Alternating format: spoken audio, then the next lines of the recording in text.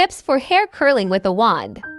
If you've been struggling to achieve salon-worthy curls with your curling wand, you're not alone. Curling with a wand requires a little know-how, which is why this is a hair tool that can often intimidate newbies. However, take into consideration the beautifully natural S-shaped waves that can be created with a curling wand, and you'll soon see that taking the time to learn how to use this tool properly is totally worth it. Tip 1. Always use a heat protectant. No matter how good your curling wand may be, its heat will still cause damage to your strands. A heat protectant coats the surface of your hair, forming a barrier between your hair and the heat. Tip 2. Make sure that your hair is dry before curling with a wand. Curling wands are designed to be used on dry hair. Even if you only have a few strands of hair that are still damp, you're going to be dealing some serious damage.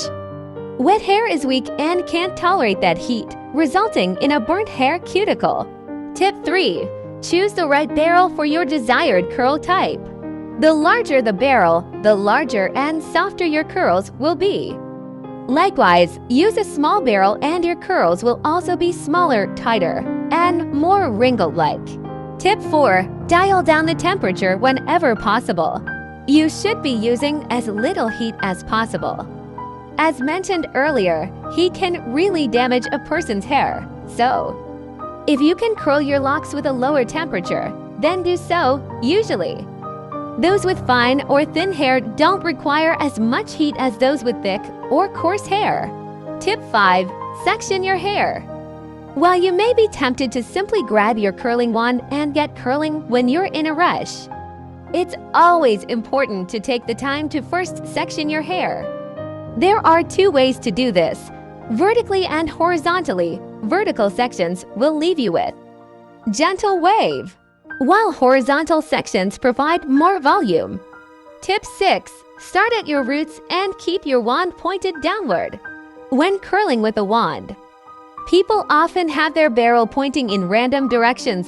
However, for the most effective technique, try to keep your wand pointing downwards. This basically means holding the wand upside down, so that the tip of the wand is pointing toward the direction in which your hair naturally falls. It's usually best to start at the roots when using a curling wand, so keep the base of your wand aligned with your roots, and then wrap your hair around the wand. Wrap the base of the wand first before working your way to the tip. This will leave your curls flowing beautifully and looking natural. Tip 7. Release each section after 5 to 8 seconds. This all depends on your hair type. Those with thin or fine hair will likely only need to keep their wand in place for about 5 seconds at a time. On the other hand, if you have thick hair, 5 seconds may not be enough. Give yourself a bit of extra time, removing the wand after 8 seconds instead. As you can see, curling with a wand isn't too difficult. So long as you know what you're doing, prep your hair correctly. Pick the right curling wand for your locks. Stick to tried and tested techniques, and you'll quickly master how to use this versatile styling tool.